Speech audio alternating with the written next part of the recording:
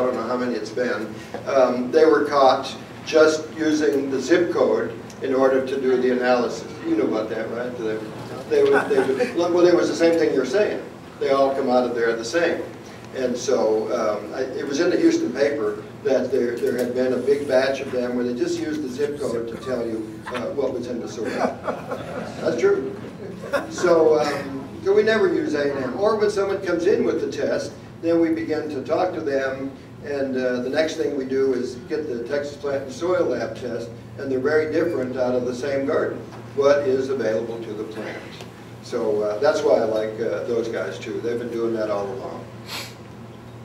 Stuart, do you any rest of y'all want to come in on that? You know, the way that a plant gets nutrients out of the soil is releasing carbon dioxide out of the roots, reacts with water in the soil to make your carbonic acid. And that's what they base their extraction method on. So they're actually looking at what's in the soil the same way the plant does. And that's what makes it effective. Yes, sir? I think you just answered the difference between A&M and these other ones. Is it liquid chromatography or dry? Or most of, a lot of the, yeah, what A&M has always done, is my understanding, is treat it with a strong acid and a strong base, see what dissolves out. And like John just mentioned, that tells you what's there, but not what's available to the plants. The carbonic acid method just gives you a much more realistic look at what your plants can get to. The other thing that, and I think it was Kay Chandler, Esper K. Chandler, you can see why he called himself K,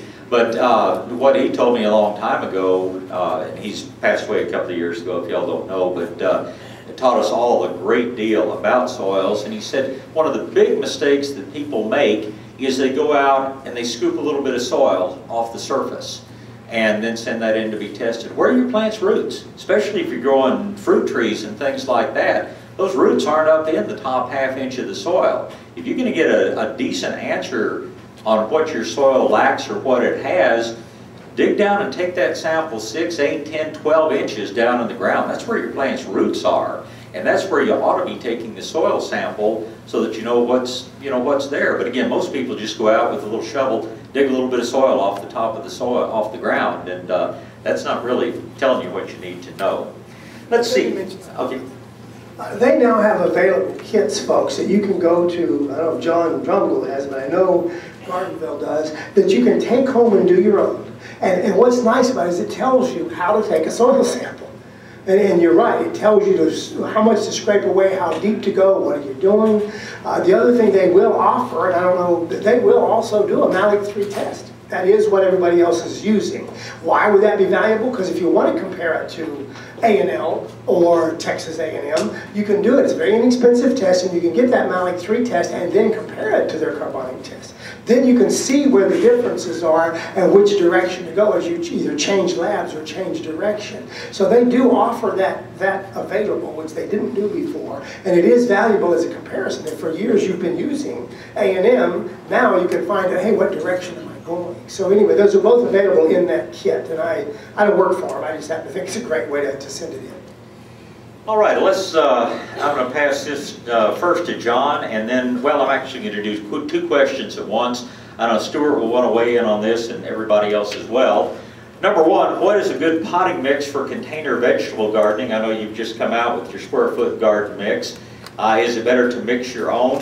And kind of a related question, suggestions of working with the hard clay soil, and how can you improve it and make it softer? So, no, Stuart knows a whole lot about working with bad soils. You know a whole lot about making good soils. Why don't you 2 gentlemen start off, and then we'll get Malcolm and everybody else to weigh in. Well, potting soil has to be a living organism also. Just like the organic garden, the potting soil has to be in a similar shape, of balance in the soil food web, and so that's what we strive for.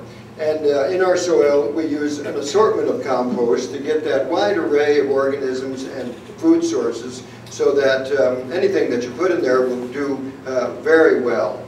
We also use rice hulls to keep it open, and expanded shale, and some perlite. These things really open up that soil. You need good drainage. One of the more important things about a potting soil is air.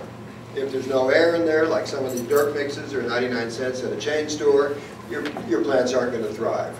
if you'll put your money into the potting mix and buy a small plant, you'll be better off than buying a cheap soil and putting an expensive plant in there. So drainage is important, a healthy living soil is important. We use rice hulls, an array of different types of compost, and core fiber. This comes from the coconuts. And so we will blend some of that in there. You'll see it in our, if you go to the Ladybug booth, you'll see our new mix. We work with Mel Bartholomew from the Square Foot Garden folks. He's the guy that developed it actually. And have a mix. We changed it a little bit. We started using core fiber in there. And he also likes the wide array of organisms. He'll put in 5 different types of compost into that Square Foot Garden. So I think those are some of the components of a healthy one. So you've got compost at home. You just need some good drainage material. I don't use peat moss anymore. It's been many years since we've used peat moss. The core fiber is more sustainable, and I just like it a whole lot more. So that's how we build ours. With what the closer to our sources that we are, the more sustainable that we become. And so we try to use whatever we can find here in Texas. I think the only thing that we don't find here is the core fiber. And so that's our alternative material. But rice hulls work very well too. I wish we had the old cedar flake. I'd be using that cedar flake that was available out of the hill country also in my mixes, but it disappeared. Who got it? The oil industry? Too many good uses for it. Yeah, right. Got too expensive for it. Yes, it did. Stuart? Yeah, these are kind of two different questions. Potting soil versus clay soils. If you've got a clay soil, you better get a good potting soil because you're not going to be able to grow a very good garden in a clay soil. But the things that you can do if you're trying to do a flower bed or an area and you have clay soil, John's right, get as much organic matter in there. Build the soil, build the life, build the microbial populations that are in that soil. Clay soil, you just definitely don't want to walk on it when it's wet. That's how you make bricks. Don't work on it and make it packed. Keep it fluffy, keep air in there every way you can. But if you have a clay soil, get a good potting mix. The original product that Medina started with was Medina Soil Activator, and one of its great claims to fame was that it would loosen hard-packed clay soils. Tell us about that. Medina Soil Activator is increasing the microbial activity in the soils. Use it along with some molasses. The microbes grow, and as they grow, they become a sponge in the soil. You want as many of these microbes as you can to keep the soil open. Clay particles are flat when they dry or get walked on. They all line up, and there's no oxygen. But if you have a microbe or a little sponge in there, that is what gives it the ability to loosen up. And then as the microbes grow, they create polysaccharides, which are sticky materials. If you pick up an earthworm, that earthworm is slimy. These are the same polysaccharides on the outsides of microbes. They stick the soil particles together and give you airspace. Could I add something? Absolutely. I live in Williamson County where we have very dark, heavy, black clay soil. It's among the most fertile soils in the state. And the problem, of course, is that it compacts, it gets hard, it cracks. When I took my first organic gardening class, which John taught at a community school more than a couple of years ago, he didn't have all these groovy products, and every time anybody would ask him a question, he would say compost. What do I do about this? And he'd say compost. And what do I do about that? And he'd say compost. And I learned that if you put compost in that clay soil, it turns into really great soil. So you just have to keep adding and putting mulch on top of it in the winter and picking up, you know, embarrass your children, pick up leaves by the side of the road and put them on and let them rot during the winter time. And if you keep adding organic material, it's really great soil. When I was a kid living on a farm, we didn't know what compost was. However, we were using it. We'd clean out the chicken house, go in the barnyard, scrape all that stuff up, all the waste, put it in the garden. Fertilizer, compost, salt conditioner, had it all.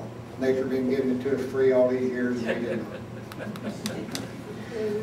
Okay, related, well, I guess not so related, but another gardening question. Is it necessary or advantageous to rotate planting areas in an organic vegetable garden to avoid diseases and pests and such as that?